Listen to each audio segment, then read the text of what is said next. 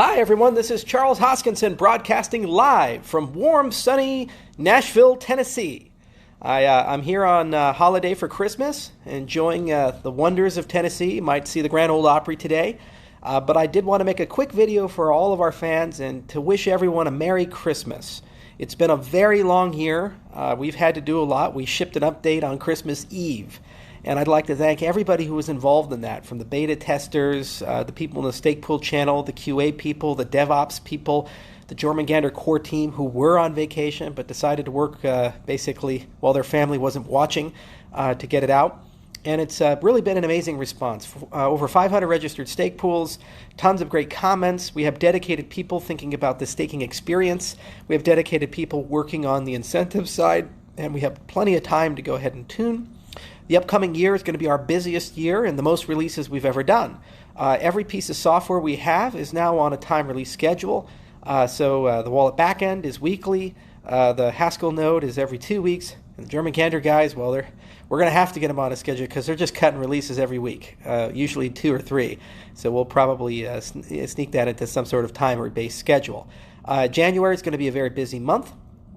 Likely we'll have the release of the Byron reboot, depending on how long it takes to integrate the wallet backend, which shouldn't be too long. We're also going to do the OBFT hard fork, which sets us completely up to launch Shelley for mainnet.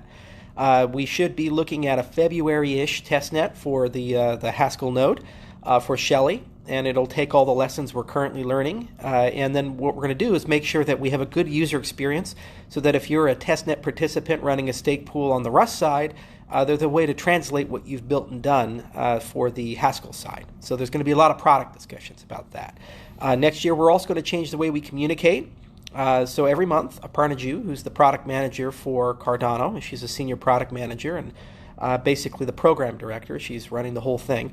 And all of her product managers under her, like Nick Nafak and others, are going to go ahead and start doing monthly briefings. And they're going to tell you stuff about the vision, stuff about accomplishments, lessons learned, and we might even roll that up into some sort of AMA format. So when Tim gets back from vacation, I'll sit down with Tim and we'll have a long discussion about exactly the best way of doing it. We were going to do it this year, but it just didn't materialize. There was too much stuff and too much chaos, especially with the launch of the incentivized testnet. But now that we've gotten regularity in the development cycle, we're really excited to start regular communication. We're also working closely with Root 9B. It's one of our partners to do a full end-to-end security audit on all the code that we're producing. And that audit will probably be concluded in the month of January to February, along with the remediations. And then one of the things I love doing is releasing the audit report after the audit is out. So we'll dump that sometime during Q1. Gauguin is coming along quite well. Debochet is doing a really good job as the product manager there, working with Manuel Chakravarty and Wadler and the rest of the team. And we're really proud of Michael Peyton-Jones. He's definitely stepped up and become a great leader in that team. And we're really excited to start scaling up the Plutus experience so that developers can start pre-building applications for the upcoming release of Gauguin. In addition, we've started designing simulations for Ouroboros Hydra, and our hope is to have performance data potentially as soon as February for where that's going. So we're seeing a lot of great progress there, and we're seeing a lot of great progress on the theory of Ouroboros. There's some more papers coming that'll kind of tidy up and clean up some lingering threads that we'd like to fix up. But it's really exciting to see Ouroboros Genesis and Preos in production.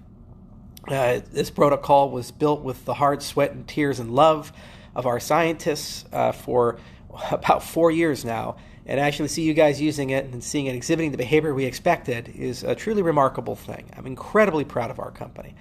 There's a lot more to do. There's a lot more things that are coming. There's some secrets we're keeping that we just can't wait to unveil, especially as we get closer to May. But we think you guys will be really excited about that.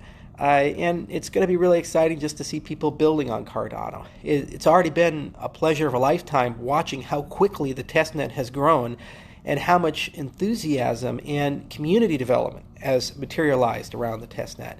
We expected a lot less participation, but now we're getting tons of participation, and it's really remarkable to see how quickly things have come together. In addition, we'll have a unified exchange listing process thanks to the Adrestia project. So that's the Haskell Wallet backend. We've unified it with a bunch of other things, including the Explorer.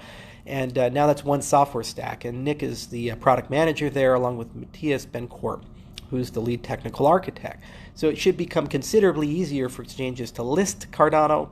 And we're going to get a lot of features soon, like multi-sig and ledger support and so forth with Daedalus. So that's long overdue, and it's just something that's exciting. We're also doing some great groundbreaking work with GHC to JS, so that's Haskell to JavaScript, as well as Haskell to WebAssembly. Moritz Angerman and others on that team have been working tirelessly now for over a year, and they've made some great progress. And this will improve the portability of our code, and it's also going to ensure that we can bring some of the things that we're doing into the web and onto the cell phone, which is really important for consumer adoption. And of course, we're now working very closely with the Cardano Foundation, and we're extremely excited about the Cardano improvement proposal process. This is really going to be the lifeblood of the second half of 2020 for the Cardano project. You see, after we ship Shelley and we continue walking this great road to decentralization and achieving those milestones, there's also going to be the smart contracts and these things. Then we've built something amazing and beautiful, but we've built something that's still the brainchild of our scientists, our engineers, and myself. The reality is, for this to truly become a global system, it's going to require us to turn it over to the community in a responsible way, with high participation, good idea flow, good debates, and competition. And the bedrock of that is a process that the community can participate in where they feel like they're being listened to, their ideas matter, and eventually they can get funding to go ahead and build projects.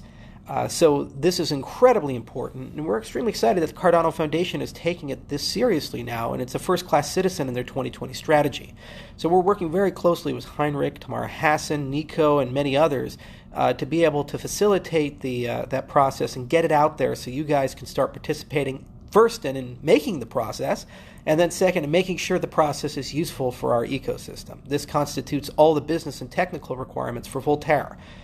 We're cryptographers and mathematicians and computer scientists here at IOHK, so we're really good at designing voting systems, and we're really good at designing all kinds of newfangled technology. But the reality is that for this to be useful, it has to be built in a way where the community understands it and wants to do it. This is why we released the incentivized testnet. We spent years thinking about the game theory and the design of the incentives and how the network will decentralize over time, but the only way we can verify that is by releasing it and actually seeing what the stake pool operators do, their profit margins, and litany of other things, so that we can gain a better understanding of whether the models fit reality. And this is the exact same thing when we're talking about the social dynamics of a cryptocurrency. And on-chain governance is a very hard endeavor. So we're really excited to see that. And it's a major piece of Cardano. It's frankly the most important long-term piece of Cardano. That said, there's a lot of technology we've begun investing heavily into. We're exploring now trusted hardware, and we'll be making an announcement with the University of Wyoming soon about that. And we're also really keen to do some stuff with snarks. Halo is great technology. In fact, I think recursive snarks are the single most important advancement of 2020. Smart contracts are certainly great, and we think with Plutus we've gotten it right, and that's a very utilitarian thing. But the reality is that this technology is only going to scale with inclusive accountability if we have different fundamental cryptographic constructs, and namely the ability to verify history without having the whole history. Because at the end of the day, if this is a billion-person system, the Cardano blockchain could be petabytes or exabytes in size. No one, except for Google and the NSA, are going to be able to have that. So you need the ability as a user to verify the things you care about without having to have the entire blockchain. And this is the bedrock of recursive snark technology. And we think this is incredibly important for the future of the product. So we're definitely looking into it, and we're extremely excited that the Electric Coin Company, Sean and others are doing such great work there, and we're extremely excited to make our own contributions in this space. In fact, we're having an internal summit at IOHK in our Edinburgh lab late January, where we actually have a dedicated team of people who've spent the last year implementing a snark called Sonic, who are now going to start looking heavily into recursive snark technology, and our hope is to bring this into the Cardano product. We're also looking at things like post-quantum resistance. We've gotten a proposal from a fairly prominent person to help us build that signature. We're looking at potentially changing some of the crypto in Cardano, perhaps going to BLS signatures in anticipation for the need for threshold signatures for our sidechains idea, and other things are coming. So we're certainly still a technology and science company at our heart, and we're really having fun with this new velocity because we can do a lot more with less time and effort. But the most important thing for next year is going to be the commercialization of Cardano.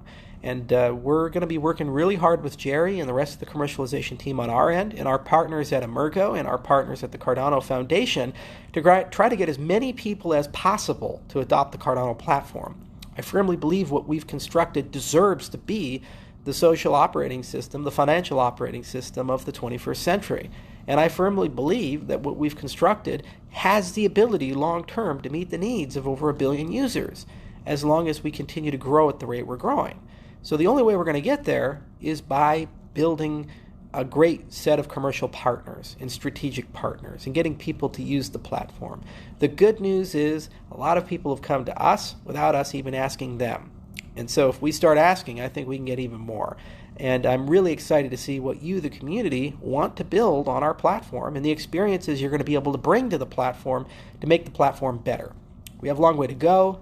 We need to have data feeds, and we need to have identity and a litany of other services that we have to bring into Ledger. So I'll do my job and make sure that it's the best platform in the world to build on.